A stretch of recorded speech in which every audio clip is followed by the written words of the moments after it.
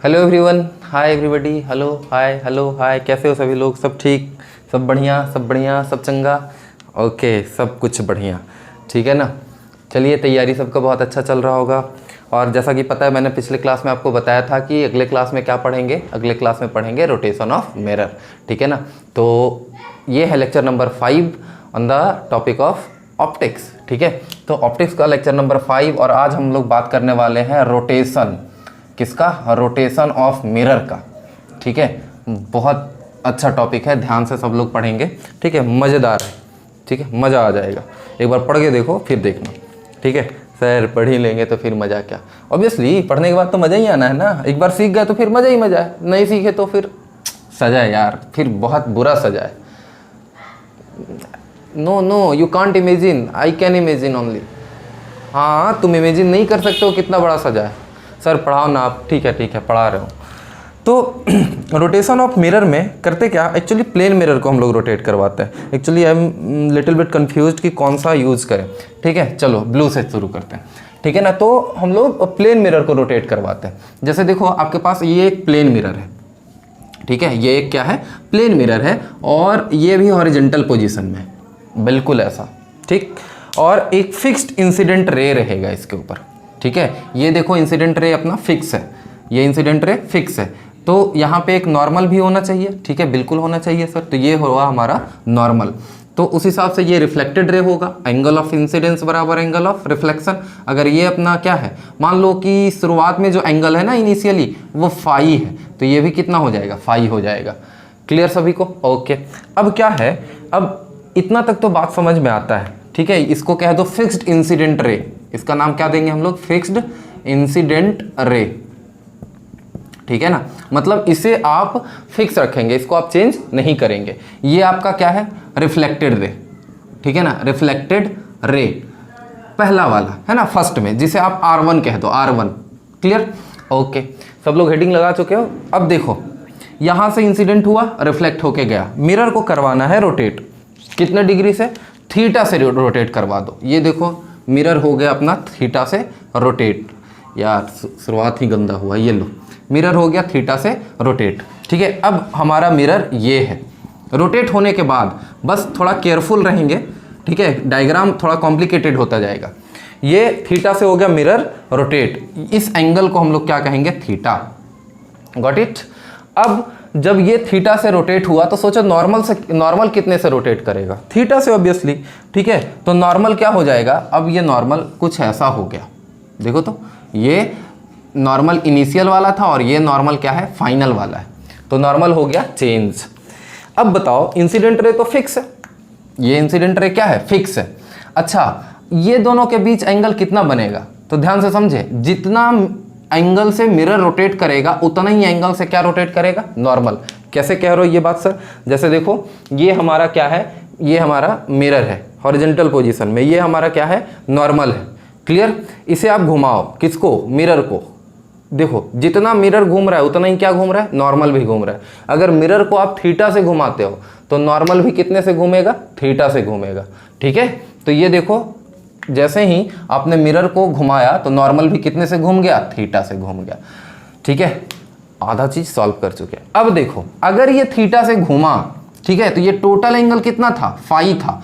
और ये कितना घूम गया? थीटा। तो ये कितना बचेगा? देखो, टोटल में से इसको माइनस कर दो, टोटल में से इसको माइनस करो, फाई माइनस थीटा, ठीक है। Phi minus theta, phi minus theta, ये क्या हो गया? एंगल ऑफ इंसिडेंस, नया वाला। कौन सा वाला? नया वाला। तो एंगल ऑफ रिफ्लेक्शन भी उतना ही कुछ होना चाहिए, है ना। तो एंगल ऑफ रिफ्लेक्शन देखो, जो नया वाला होगा यानी रिफ्लेक्टेड रे जो होगा वो ये होगा कुछ, ठीक है। ये रिफ्लेक्टेड रे है जिसे हम लोग R2 बोलेंगे, ठीक है, फाइनल वाला रिफ्लेक्टेड रे। तो एंगल ऑफ इंसिडेंस कितना? Phi minus theta. Angle of reflection भी कितना? फाई माइनस थीटा, ठीक है। ओ माय गॉड, क्या क्या हो गया सर? कितना सारा एंगल हो गया। कुछ नहीं हुआ, फिर से ये देखो, इनिशियल वाला, इनिशियल फाई था, एंगल ऑफ इंसिडेंस कितना था? फाई था। तो एंगल ऑफ रिफ्लेक्शन भी कितना आया? फाई आया, ठीक है। अब आपने मिरर को दिया घुमा, कितने से घुमाया? थीटा से। थीटा से जब घुमाया तो ये नॉर्मल भी कितने से घूम जाएगा? थीटा से। ये देखो, तो नया एंगल ऑफ इंसिडेंस कितना आ जाएगा? Phi minus theta. तो एंगल ऑफ रिफ्लेक्शन भी कितना होगा? तो angle of incidence phi minus theta, तो एंगल ऑफ रिफ्लेक्शन भी फाई माइनस थीटा। ठीक है। तो five minus theta, five minus theta. अब आपसे पूछा ये जाएगा इस क्वेश्चन में कि ये बताओ कि अगर मिरर को थीटा से आप घुमा रहे हो तो ये रिफ्लेक्टेड रे कितने से घूमेगा, सवाल यही है, ठीक है ना, कि if you rotate the mirror with the angle theta whatever anticlockwise or clockwise, then what is the rotation of reflected ray, ठीक है ना, रिफ्लेक्टेड रे कितने से रोटेट कर जाएगा, सवाल ये था। तो अब कैसे करोगे रिफ्लेक्टेड रे, कितना से रोटेट हुआ, क्या दिख रहा है आपको, तो यही रोटेट होता हुआ दिख रहा है ना। ये रिफ्लेक्टेड रे इनिशियल था मतलब R1 था और ये रिफ्लेक्टेड रे फाइनल है ना। तो ये इतना ही एंगल से रोटेट किया, अब उसी एंगल को आपको निकालना है, ठीक है। मैं एक बार इसके हेडिंग को इरेज कर रहा हूँ, ध्यान देना सब लोग। अब होगा क्या ऐसा कुछ कि ये देखो इंसिडेंट रे था, ठीक है, ये वाला इनिशियल वाला रिफ्लेक्टेड रे था, फिर नया वाला जो आया, ठीक है, ये वाला एंगल कितना था टोटल, फाई था प्लस फाई था, है ना, एंगल ऑफ इंसिडेंस फाई और एंगल ऑफ रिफ्लेक्शन भी कितना, फाई। अब जो नया वाला इंसिडेंट एंगल आया वो कितना आया, फाई माइनस थीटा, ठीक है। तो इनिशियल देखो, इनिशियली आप क्या लिखोगे, angle between incident ray and reflected ray, है ना, ये कितना था, is equal to phi plus phi यानी 2 फाई था अपने पास, ठीक है। अच्छा, अब फाइनली क्या रह गया, फाइनली ये रह गया हमारे पास, ठीक है। कौन रह गया है, ये वाला देखो, R2 और इंसिडेंट रे के बीच का एंगल, ये कितना है, तो angle of incidence phi minus theta, तो एंगल ऑफ रिफ्लेक्शन भी कितना, फाई माइनस थीटा, ठीक है ना। ये देखो angle of incidence phi minus theta, ये हमारा नॉर्मल है, और एंगल ऑफ रिफ्लेक्शन भी क्या होगा, फाई माइनस थीटा, तो phi minus theta plus phi minus theta, तो ये कितना हो जाएगा, 2 फाई माइनस 2 थीटा, देख लो ऐड का हो जाएगा सारा। तो फाइनली कितना रहेगा, फाइनली ये हो गया आपका, कितना हो जाएगा दिखाओ जल्दी से बताओ, is equal to 2 phi minus 2 theta, ठीक है। अच्छा जी, अब इस टोटल एंगल में से इस एंगल को अगर घटा दिया जाए तो ये वाला एंगल नहीं बच जाएगा, इस टोटल एंगल में से ये वाला एंगल घटा दिया जाए तो ये एंगल बच जाएगा, और इसी एंगल को तो हम लोग एंगल ऑफ रोटेशन कहेंगे या rotation of the reflected ray कहेंगे। देख लो डायग्राम में साफ साफ दिख रहा है, ठीक है। तो आप इसको सीधा क्या लिखोगे, 2 फाई माइनस 2 थीटा आपको घटाना है किसमें, 2 फाई में, है ना। तो रोटेशन ऑफ रिफ्लेक्टेड रे, है ना, रोटेशन ऑफ रिफ्लेक्टेड रे कितना हो जाएगा, rotation of reflected ray is equal to कितना लिखोगे, तो 2 फाई माइनस 2 थीटा, ठीक है। फाइनली आप 2 phi minus 2 phi plus 2 theta हो गया, यानी कितना हो गया, ये कैंसल आपस में हो जाएगा, 2 थीटा हो गया। इसका मतलब ये हुआ, अब डायरेक्टली आप स्टेटमेंट बना सकते हो कि अगर आप थीटा से इसे घुमाओगे, किसे थीटा से घुमाओगे, तो मिरर को, तो रिफ्लेक्टेड रे कितने से घूम जाएगा, 2 थीटा से। अब देखो एक चीज और इसमें आता है, ये कैसा घूमा, एंटी क्लॉकवाइज, कौन घूमा एंटी क्लॉकवाइज, मिरर, तो रिफ्लेक्टेड रे भी किससे घूमा, एंटी क्लॉकवाइज ही घूमा। इसका मतलब इन द सेम सेंस, है ना, इन सेम सेंस, सेंस समझते होंगे आप लोग, ठीक है। सेंस ऑफ रोटेशन आपने पढ़ा होगा, ठीक है, एंटी क्लॉकवाइज और क्लॉकवाइज। अगर इसको आप किससे घुमाते हो, थीटा से, मतलब एंटी क्लॉकवाइज डायरेक्शन में, तो ये भी एंटी क्लॉकवाइज घूमेगा। अगर इसे क्लॉकवाइज आप घुमाओगे तो रिफ्लेक्टेड रे भी किधर घूमेगा, क्लॉकवाइज घूमेगा, ठीक है। इसे आप नोट भी कर सकते हो, नहीं तो मैं एक बार इसे वर्ड्स में लिख देता हूँ एक बार ढंग से, ठीक है ना, फिर आप इसे नोट कर लेना।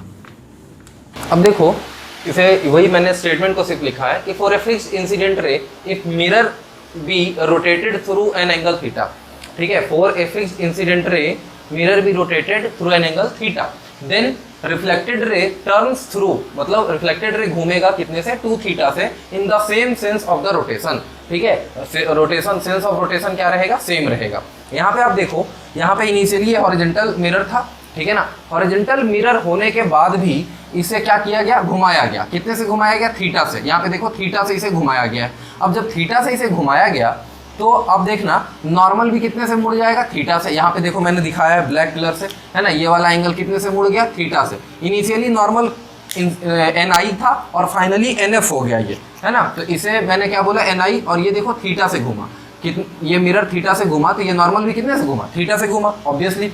तो अब देखो ये जो नॉर्मल घूम गया ना, तो इसके कारण क्या हुआ, यहाँ पे ये फाई माइनस थीटा हो गया। क्यों? क्योंकि टोटल एंगल कितना था फाई और घूम कितने से गया थीटा से, तो कितना बचा फाई माइनस थीटा। तो एंगल ऑफ इंसिडेंस नया वाला कितना हो गया फाई माइनस थीटा। तो एंगल ऑफ रिफ्लेक्शन भी क्या होगा फाई माइनस थीटा ही होगा। ठीक है, तो ये वाला जो एंगल ऑफ रिफ्लेक्शन है इसे भी आप क्या बोलोगे फाई माइनस थीटा ही।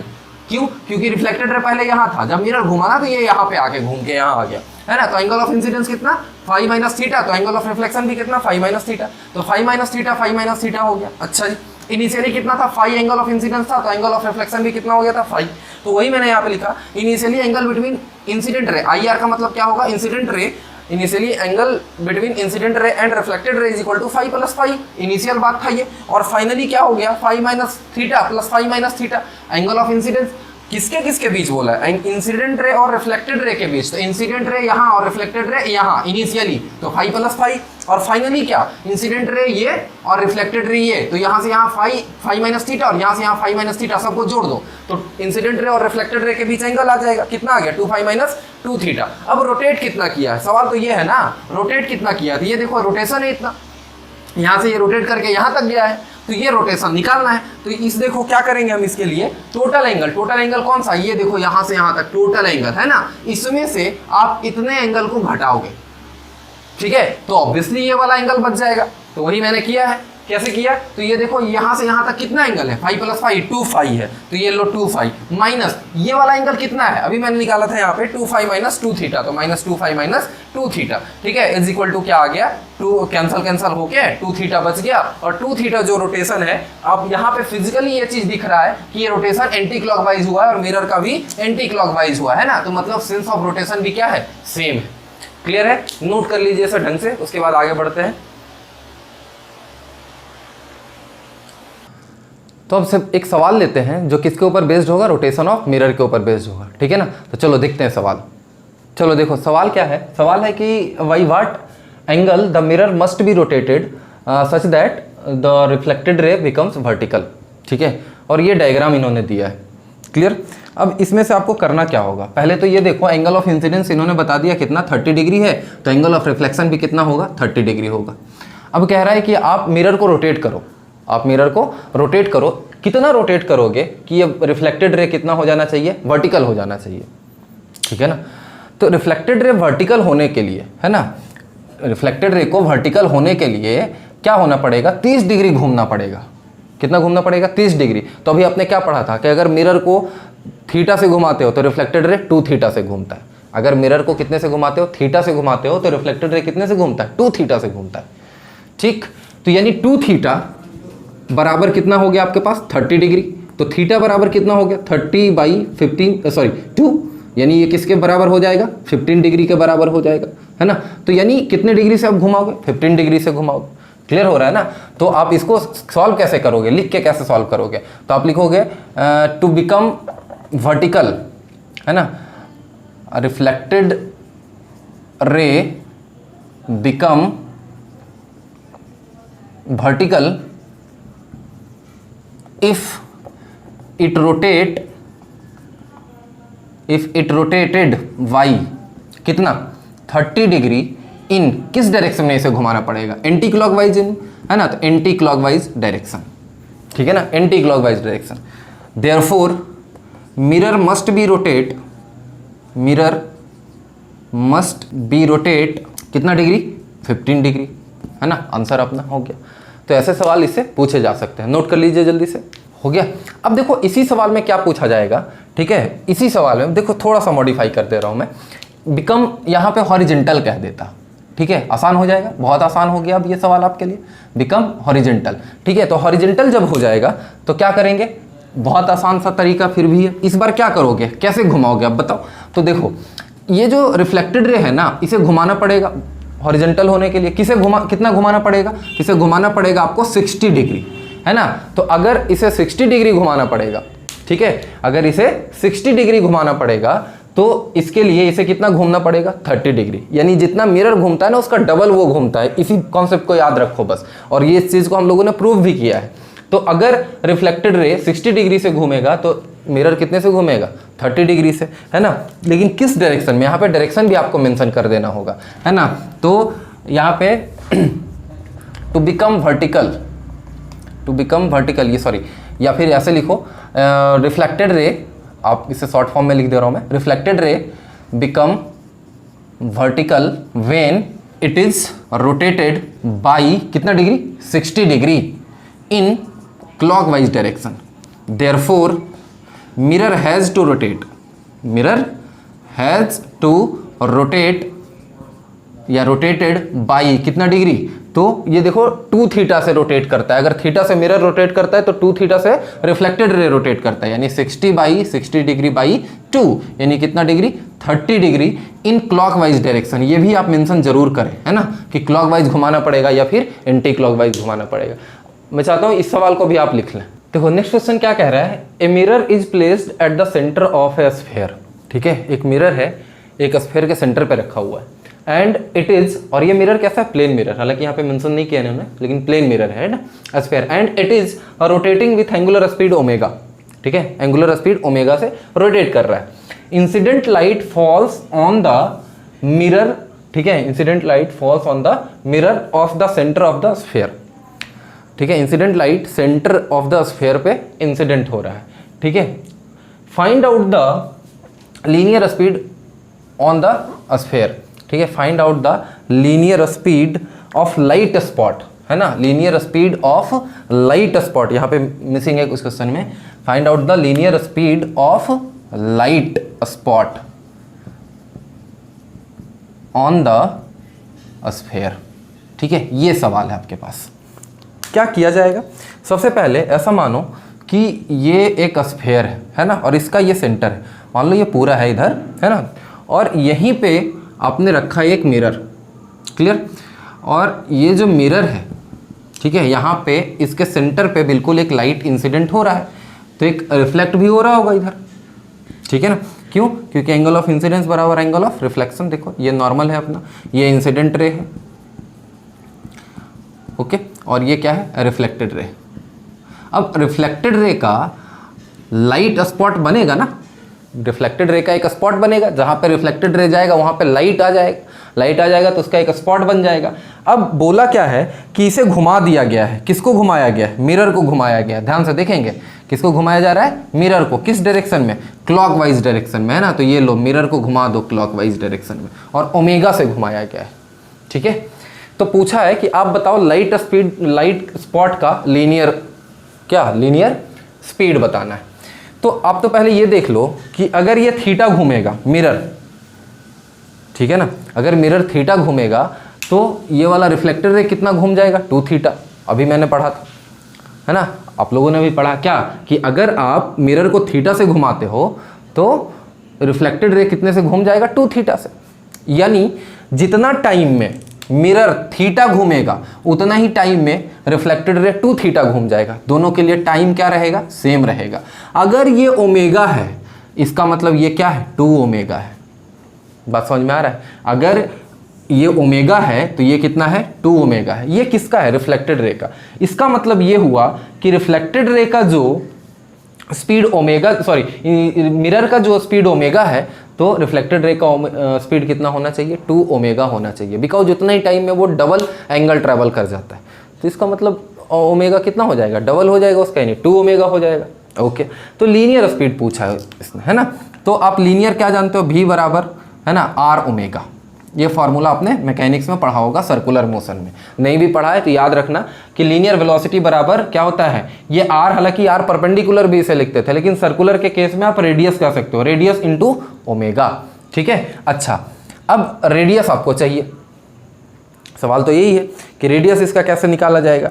तो रेडियस अगर कह दिया जाए कि आर है, ठीक है ना, मान लो रेडियस नहीं दिया इन्होंने, है ना, स्फीयर है उसका रेडियस आर है, ठीक है, तो ये रेडियस कितना हो जाएगा, आर। तो आप क्या लिखोगे यहाँ पे, आर इंटू 2 ओमेगा, है ना, यानी 2 आर ओमेगा, यानी क्या कहोगे, 2 इंटू, है ना, angular speed of mirror, 2 into angular speed of mirror into R. ठीक है ना, 2 into angular speed of mirror into R. ठीक है, आप इसे लिख भी सकते हो, नहीं भी लिख सकते हो, यानी 2 आर ओमेगा हो जाएगा लीनियर स्पीड किसका, लाइट स्पॉट का। फिर से समझते हैं एक बार क्या हुआ। ये देखो मिरर है, ठीक है ना। मिरर को हमने घुमाया कितने से, ओमेगा से। मिरर को हमने घुमाया ओमेगा से। जैसे देखो ये अगर मिरर है, ठीक है, तो इसे मैंने घुमाया कितने से, ओमेगा से, ऐसा। तो इस पे जो इंसिडेंट था तो रिफ्लेक्टेड रे भी कितने से घूमेगा, अगर ये थीटा घूमेगा तो रिफ्लेक्टेड रे 2 थीटा। तो अगर ये ओमेगा से तो इसका मतलब रिफ्लेक्टेड रे कितने से, 2 ओमेगा से, क्योंकि ओमेगा बराबर क्या होता है, थीटा अपॉन टाइम। ठीक है, तो ये कितने से घूम जाएगा, 2 ओमेगा से। अगर ये ओमेगा से घूम रहा है तो रिफ्लेक्टेड रे 2 ओमेगा से, है ना। तो हमें निकालना है linear speed. Linear speed is equal to क्या होता है, आर ओमेगा, यानी आर इंटू ओमेगा का वैल्यू। ओमेगा का मतलब होता है एक्चुअली एंगुलर स्पीड, है ना। तो ओमेगा कितना है हमारे पास लाइट स्पॉट का, 2 ओमेगा है ना। एंगुलर वेलोसिटी कितना है हमारा, 2 ओमेगा। तो 2 इंटू आर इंटू ओमेगा, ये कितना हो गया, 2 आर ओमेगा आपका आंसर आया। नोट कर लीजिए। देखो नेक्स्ट सवाल है, in the ever question instead of a spherical wall. ठीक है, पिछले सवाल में हम लोगों ने देखा था कि स्फेरिकल वॉल था, इस बार स्फेरिकल वॉल नहीं है। Instead of spherical wall there is a vertical wall, मतलब सीधा स्ट्रेट वॉल होगा, ठीक है ना। At a perpendicular distance D from the point where light is incident, then find the linear speed of light spot on the wall. ठीक, तो सवाल तो इन्होंने बताया है कि बस चेंज क्या आया है कि अभी भी वही है सारा कुछ, बस वॉल बदल गया है ना। दीवार क्या हो गया है, बदल गया है। तो दीवार बदल गया, यहाँ पे मान लो दीवार है अपना, ठीक है, और ये इंसिडेंट रे है और ये अपना रिफ्लेक्टेड रे है ना। और यहाँ पे बना दो आप नॉर्मल, ठीक है, ये हमारा क्या है, नॉर्मल है। अब ये मिरर को घुमाया गया कितने से, ओमेगा से। तो ये पूछा गया है कि इस दीवार पे जो आप स्पॉट बनाओगे किसके कारण, इस रिफ्लेक्टेड रे के कारण, ये स्पॉट नीचे कितने स्पीड से जाएगा, ये लाइट स्पॉट नीचे कितने स्पीड से जाएगा, इन्होंने ये सवाल पूछा आपसे। ठीक है, तो चलो इसको करते हैं हम लोग अब सॉल्व। ठीक है, अगर आप कर पाओ तो बहुत अच्छी बात है, नहीं तो करते हैं सॉल्व। एक चीज़ और दे रखा है शायद इन्होंने कि ये जो डिस्टेंस है ना दीवार का, wall at a perpendicular distance D from the point where light is incident, मतलब यहाँ से ये वाला डिस्टेंस इन्होंने बता दिया है डी। ठीक है, आप इसे मिला दोगे तो कितना डिस्टेंस हो जाएगा, डी। क्लियर, चलो करते हैं इसको अब सॉल्व। तो सॉल्व करने के लिए सबसे पहले ये देखो, इसे हम मान लेते हैं कि ये एक्स डिस्टेंस ऊपर है, रहा होगा कुछ डिस्टेंस ऊपर, है ना, हमें नहीं पता ना, इन्होंने क्वेश्चन में बताया है। तो ये एक्स डिस्टेंस ऊपर है, ठीक है, ओके। और ये एंगल थीटा है, कुछ एंगल रहा होगा, कुछ तो एंगल होगा ना। तो ये एंगल हमने मान लिया थीटा, ये डी हमें दिया हुआ है। तो क्या करेंगे, आप देखो, आप ऐसा लिख सकते हो कि tan थीटा बराबर क्या होता है, परपेंडिकुलर अपॉन बेस। ठीक है, तो परपेंडिकुलर हमारा क्या हो जाएगा, x अपॉन बेस कितना हो जाएगा, d, क्योंकि ये d बताया हुआ है ना, और x हम लोगों ने मान लिया। ठीक है, अच्छा जी, अब इसे अब क्या कर सकते हो, x इज इक्वल टू आप लिख सकते हो d tan थीटा। ठीक है, अच्छा ये देखना d कांस्टेंट है, ठीक है ना, इन दोनों के बीच का डिस्टेंस है, ये कभी बदलने वाला नहीं है d। क्लियर, तो d बदलने वाला नहीं है तो इसका मतलब ये कांस्टेंट है। अब इसे कर दो डिफरेंशिएट, है ना, डिफरेंशिएटिंग विथ रिस्पेक्ट टू, आप पूरा लिखोगे डीसी को, डिफरेंशिएटिंग विथ रिस्पेक्ट टू क्या जी, टाइम। ठीक है, टाइम से डिफरेंशिएट करने से क्या हो जाएगा, देखो एक है ये एक तरह का डिस्टेंस, जैसे जैसे ये मिरर एंटी क्लॉकवाइज डायरेक्शन में घूमेगा, है ना, तो ये स्पॉट नीचे आएगा, तो नीचे आएगा तो डिस्टेंस ट्रेवल करेगा, है ना, डिस्टेंस ट्रेवल करेगा टाइम के रिस्पेक्ट में, तो क्या हो जाएगा, एक तरह का स्पीड निकाल सकते हैं। तो हम इसे dx अपॉन dt लिखेंगे, तो इसका मतलब ये क्या हो जाएगा, स्पीड ऑफ लाइट स्पॉट। आप जानते हो ना कि स्पीड बराबर क्या होता है, स्पीड बराबर होता है differentiation of distance with respect to time. तो हमने इसे क्या कर दिया, differentiate, dx upon dt is equal to, अब क्या लिखोगे आप, देखो यहाँ पे d तो कांस्टेंट है तो d को जैसा का तैसा रख दोगे, और tan का डिफरेंशिएशन होता है सेक स्क्वायर थीटा। अब देखो ये थीटा है यहाँ पे, है ना, टाइम के रिस्पेक्ट में कर रहे हैं, तो d थीटा अपॉन dt। आप जानते हो अगर आप टाइम के रिस्पेक्ट में कर रहे हो ना तो d अपॉन dt, और यहाँ पे अगर tan थीटा लिखते हो तो आपको दो इसको क्या करना पड़ेगा, है ना, इसका एक रूल होता है अलग से, पहले इसका डिफरेंशिएशन थीटा के रिस्पेक्ट में करोगे, तो थीटा के रिस्पेक्ट में करोगे तो क्या हो जाएगा, सेक स्क्वायर थीटा, और फिर इस थीटा का डिफरेंशिएशन क्या करोगे, टाइम के रिस्पेक्ट में, तो d थीटा अपॉन dt। यही मैंने लिखा है sec square d theta upon dt। ठीक है, शायद आप 12th में पढ़ रहे हो तो ये चीज़ आपको पता भी होगा, d थीटा अपॉन dt। अब इसे डिफरेंशिएट करने के बाद क्या मिला, ये देखो d थीटा अपॉन dt है ना, d थीटा अपॉन dt, किसका d थीटा अपॉन dt, है ना। तो आप कहोगे कि सर ये थीटा जो है ना, थीटा इसके लिए है ना, ये वाला लाइन के लिए, तो ये लाइन के लिए थीटा है, तो यानी D theta upon D T omega कहलाता है। तो ये ओमेगा किसका हो जाएगा, ये पहले ओमेगा को पहचानो, किसका ओमेगा होगा, मिरर का या स्पॉट का, तो ये लाइट स्पॉट का होगा। क्यों, क्योंकि थीटा इसका चेंज हो रहा है, लाइट स्पॉट जब मूव करेगा तो ये थीटा चेंज हो रहा है, और ये थीटा जब चेंज हो रहा है तो इसका मतलब हम ये कहेंगे कि ये जो ओमेगा है वो रिफ्लेक्टेड रे का है। ये ओमेगा किसका है, रिफ्लेक्टेड रे का है। और ये सेक स्क्वायर थीटा और यहाँ पे डी हो गया इज इक्वल टू, इसे आप क्या लिख दोगे, भी, यानी भी का मतलब लीनियर स्पीड। क्लियर। अब देखो हमें ये तो नहीं बताया ना इन्होंने कि ओमेगा आर आर कितना है, यानी ओमेगा ऑफ रिफ्लेक्टेड रे कितना है, नहीं बताया हमें। तो हमें ये बताया गया कि ओमेगा ऑफ मिरर कितना है, ये तो बताया गया कि ओमेगा से घूम रहा है, क्वेश्चन में ही बता दिया गया पिछले ही सवाल में।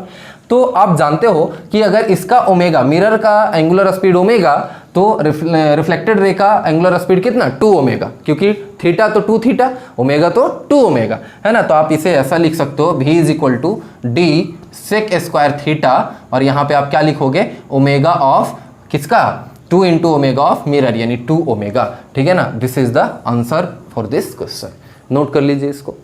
अब हम लोग पढ़ेंगे कि जब एक से ज़्यादा मिरर, यानी 2 मिरर, है ना, 2 मिरर को कंबाइन करते हैं और एक ऑब्जेक्ट का 2 मिरर में कितना इमेज बनता है, और 2 अलग अलग मिरर को हम लोग 2 अलग अलग तरीके से रखेंगे, है ना। तो शुरुआत हम लोग करेंगे जब पैरेलल रखा जाएगा मिरर्स को तब, है ना। तो जब 2 मिरर आपस में पैरेलल होते हैं, ठीक है, और उसके बीच में कहीं ऑब्जेक्ट को रखा जाता है, तब उसमें नंबर ऑफ इमेजेस क्या होता है, इसका कैलकुलेशन हम लोग सीखेंगे।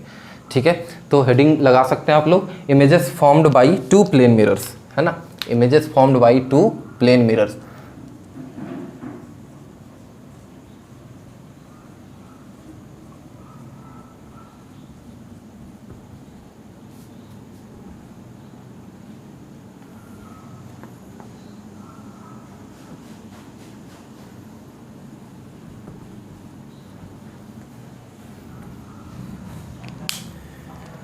तो 2 प्लेन मिरर है हमारे पास, ठीक है ना, और उन दोनों प्लेन मिरर से हमें बनाना है इमेज। ठीक है, तो ये देखो हमारे पास 2 प्लेन मिरर आ गया, ठीक है, और इसके बीच में कहीं ऑब्जेक्ट को रखा जाएगा, ठीक है, और दोनों पैरेलल है, दोनों प्लेन मिरर क्या है, पैरेलल है ना। तो case first, mirrors are parallel to each other, mirrors are parallel to each other and facing each other, है ना। ये केस लिख लो, इसे हो सकता है बाद में मिटाना पड़ेगा, ईच अदर। ठीक है, ये हमारा केस है। अब देखो हुआ क्या कि यहाँ पे कहीं ऑब्जेक्ट को रख दिया गया है, यहाँ पे मान लो, या और दूर रखो थोड़ा सा, है ना, यहाँ पे रख दिया गया। अब पहला रिफ्लेक्शन आपको किसी से शुरू में मान लेना पड़ेगा। ठीक है, तो ये हमारा लाइन है, आप जानते हो कि ये हमेशा उसी लाइन पे इमेज बनाता है, प्लेन मिरर हमेशा उसी लाइन पे इमेज बनाता है। क्या होगा, पहला रिफ्लेक्शन मान लो इससे हुआ, एक लाइट गया ऐसा इंसिडेंट होके, ठीक है, ये लाइट गया इंसिडेंट होके, तो रिफ्लेक्ट भी होगा इधर, ठीक है, तो रिफ्लेक्ट होगा जितना एंगल ऑफ तो यहाँ पे इमेज बनेगा इसका, है ना, ज़्यादा ही कुछ हो गया इसको, और इधर रिफ्लेक्ट होगा तो ये यहाँ पे इमेज बनेगा इसका।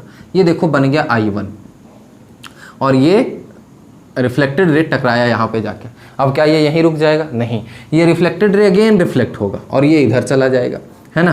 तो ये जब इधर जाएगा तो इसका इमेज यहाँ पे आ जाएगा, ठीक। अच्छा, इसका इमेज जब यहाँ पे आ जाएगा, फिर से ये यहाँ पे रुक जाएगा क्या, नो, ये फिर से इधर आएगा रिफ्लेक्ट होके, है ना, तो फिर से ये इधर जाएगा।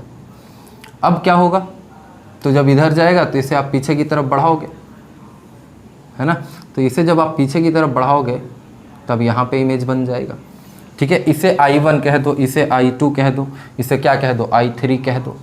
फिर इसको क्या करोगे, आप जब इधर जाओगे, है ना, रिफ्लेक्ट होके इधर जाएगा, तो ये जब रिफ्लेक्ट होके इधर जाएगा तो यहाँ कहीं पे इमेज बनेगा, है ना। इसे और एक्सटेंड कर सकते हो आप, इस लाइन को, इस लाइन को जब और एक्सटेंड करोगे तो ये लाइन यहाँ पे आता दिख रहा है, ठीक है, बिल्कुल एंड पे। अब ये और रिफ्लेक्ट होगा, ये और रिफ्लेक्ट होगा अभी इधर, है ना। तो जब और रिफ्लेक्ट होगा तो इसे और पीछे की तरफ बढ़ाएंगे तो ये यहाँ पे इमेज बनाएगा। तो ये देखो I3 वहाँ बन गया था, ये बन गया था I4, ये बन गया था क्या, I5। अब ये और बनेगा, ठीक है ना, क्योंकि ये दोनों जो मिरर है ना, ठीक है, ये दोनों जो मिरर है वो इन्फानाइट लेंथ तक है, ठीक, ये दोनों मिरर जो है उसे हम कंसिडर क्या करेंगे, इन्फानाइट लेंथ तक है, तो हम कह सकते हैं कि ये infinite number of images form करता रहेगा। ठीक है, जब तक ये रिफ्लेक्ट होता रहेगा फॉर्म करता रहेगा, रिफ्लेक्ट होते रहेगा फॉर्म करता रहेगा। वैसे भी जब आप पार्लर में जाते हो और दो पैरेलल मिरर्स के बीच बैठ जाते हो तो आप अपने खुद के शक्ल को काउंट नहीं कर पाओगे अगर एग्जैक्टली पैरेलल रहा तब। इसलिए पार्लर में ऐसे रहता है मिरर, ठीक है ना, जहाँ पे हेयर कटिंग करवाने जाते हो सब लोग, वहाँ पे मिरर ऐसा रहता है, इंक्लाइंड रहता है। वो पैरेलल अगर रह गया ना तो आप अपने शक्ल को काउंट नहीं कर पाओगे, इतना नंबर ऑफ शक्ल आ जाएगा। तो ये ऐसा होता है, इन्फानाइट नंबर ऑफ इमेजेस बनता है। कब? जब दो मिरर आपस में पैरेलल होता है और फेस कर रहा होता है एक दूसरे को। ये बहुत इंपॉर्टेंट है कि फेसिंग टू ईच अदर। ठीक है, अगर फेस नहीं करेगा तो कंडीशन बदल जाएगा, जैसा हम लोग आगे पढ़ने वाले हैं वो। ठीक है, तो ये फेस कर रहा है कितना होता है। कुछ और चीज़ एनालाइज करते हैं। सपोज कर लो कि ये डिस्टेंस D1 था और ये डिस्टेंस कितना था, D2 था। तो अगर ये D1 तो ये भी कितना आना चाहिए, D1 आना चाहिए। बिल्कुल सबको फील आ रहा होगा इस बात का कि ये अगर D1 है तो इसका इमेज भी D1 पीछे होना चाहिए। अच्छा, अब ये देखो इस इमेज का, यहाँ देख रहे हो, इस इमेज से ना ये रे आ रहा है, इस इमेज से आता हुआ दिख रहा है हमें। तो इस इमेज से जो रे आ रहा है, ठीक है, ये रिफ्लेक्ट होके यहाँ गया, तो पता है इस इमेज का यहाँ पे इमेज बन रहा है ये चीज़। क्यों? क्योंकि जहाँ से जिस चीज़ से रे आता है उसी का तो इमेज बनता है। और इमेज कहाँ, रे कहाँ से आ रहा है, इस इमेज से आ रहा है। रे कहाँ से आ रहा है, इस इमेज से आ रहा है। इस इमेज से जब आ रहा है तो उसी का ना इमेज बनेगा यहाँ पे। तो इस इमेज का इमेज बना है यहाँ पे। ओह माय गॉड, क्या बना है, इस इमेज का इमेज बना है यहाँ पे। मतलब सर, मतलब ये कि अगर ये कितना डिस्टेंस पे, D1 प्लस D1 2D1 और प्लस D2 है ना, तो यहाँ पे आप क्या लिखोगे, 2D1 प्लस D2 डिस्टेंस पे है ये।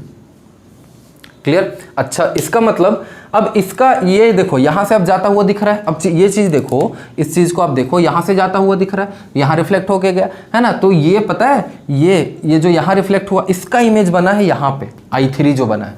इसका मतलब ये 2D1 प्लस D2 है ना, 2D1 प्लस D2 और प्लस D2 प्लस D1, ये वाला डिस्टेंस कितना होना चाहिए, ये वाला डिस्टेंस होना चाहिए 2D1 plus D2, 2D1 plus D2। इतना तो ये यहाँ से यहाँ तक हो गया। इस मिरर तक कितना डिस्टेंस होगा, क्योंकि इसका इस इमेज का इमेज इस मिरर में बन रहा है। तो 2D1 plus D2 plus D2 plus D1, यानी कितना हो गया फाइनली 3D2 प्लस 2D1, है ना। ये डिस्टेंस होगा इसका। फिर उसी प्रकार इस इमेज का इमेज इसमें बन रहा है, देखो, तो ये डिस्टेंस कितना है 3D2 प्लस 2D2, इससे है ना। इसमें से ये टोटल ऐड कर देंगे तो इसका आ जाएगा, यानी कितना आएगा आप इसे एक बार समझो, है ना। ये वाला डिस्टेंस कितना आया था अभी हमारे पास 3D2 प्लस 2D1, तो 3D2 प्लस 2D1। ठीक है, ये देखो मिरर से इसका डिस्टेंस है, इस मिरर से इसका डिस्टेंस है, लेकिन हमें इस मिरर से इसका डिस्टेंस चाहिए। तो इसको मैंने लिख दिया, अब इसको भी D2 प्लस D1 भी लिख दो, है ना। तो D2 प्लस D1 लिखोगे तो 3D1 हो जाएगा और यहाँ पे 4D2 हो जाएगा। ये डिस्टेंस आ जाएगा। क्लियर? जब ये डिस्टेंस आ गया, अब इसमें देखते रहना ध्यान से, यहाँ पे D1, ठीक है, इसमें कितना ऐड हो गया, ये D1 है तो इसमें कितना ऐड हो गया, देखो 2D1 प्लस D2 है ना, ये वाला इतना।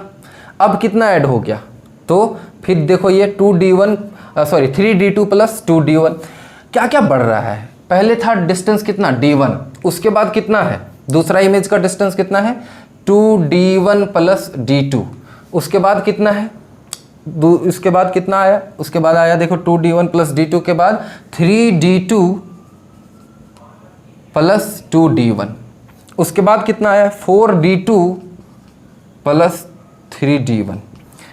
अब इसमें क्या एनालाइज कर सकते हो आप, सर D1 इसमें कितना बढ़ा, D1 प्लस D2 बढ़ गया, इसमें भी कितना बढ़ा D1 प्लस D2 बढ़ गया। देखो ऐड करो, D1 इसमें ऐड हुआ, D1 इसमें ऐड हुआ तो कितना हो गया, कुछ मिस्टेक हो गया यहाँ पे, ठीक है, कहाँ मिस्टेक हुआ जी, कहीं पे मिस्टेक हुआ, लिखने में शायद मिस्टेक हो गया, है ना। 2D1 plus D2, 2D1 plus D2 सही लिखा मैंने यहाँ पे। उसके बाद यहाँ पे कितना लिखोगे 2D1 प्लस D2, 3D1 हो जाएगा, 3D1 हो जाएगा, यहाँ पे D1 है जी और ये कितना है D2 है, तो 3D1 प्लस 2D2 है ना। इसमें देखो D1 ऐड करो तो 3D1, D2 ऐड करो तो 2D2, यानी D1 प्लस D2 ऐड होते जा रहा है। इसमें देखो D1 प्लस D2 ऐड करो तो D2 ऐड हुआ, ठीक है। तो यहाँ पे क्या हो जाएगा, D1 ऐड होगा तो ये D1 प्लस D2 ऐड होगा तो ये हो जाएगा 4D1 प्लस 3D2, है ना। सब में D1 प्लस D2 ऐड होते जा रहा है। यानी अगर कोई पहला A है तो दूसरा क्या हो गया, A plus D1 plus D2,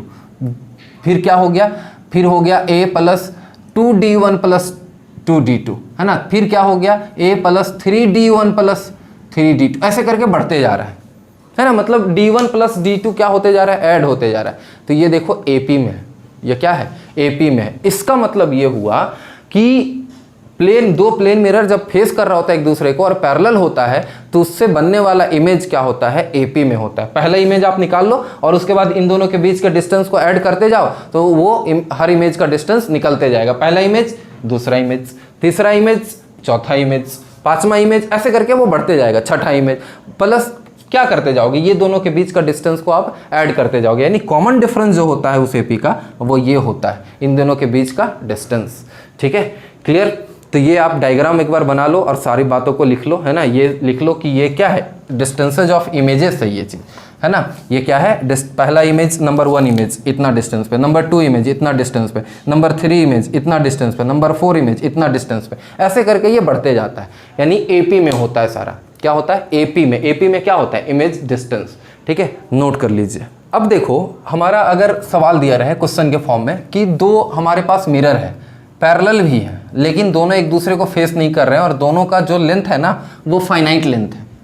ठीक है, दोनों का लेंथ क्या है, फाइनाइट लेंथ है। देखो ये दो मिरर है हमारे पास, ठीक, और दोनों एक दूसरे को फेस थोड़ा भी नहीं कर रहे हैं, बस ये देखो ऐसे ही, जहाँ पे ये खत्म होता है ना वहीं पे ये शुरू होता है दूसरा मिरर, और इसी लाइन पे कहीं एक ऑब्जेक्ट लाई कर रहा है, इसी लाइन पे कहीं एक ऑब्जेक्ट लाई कर रहा है। और ये डिस्टेंस कितना है, ये बताया गया है D1, और ये वाला डिस्टेंस कितना है, ये बताया गया है D2।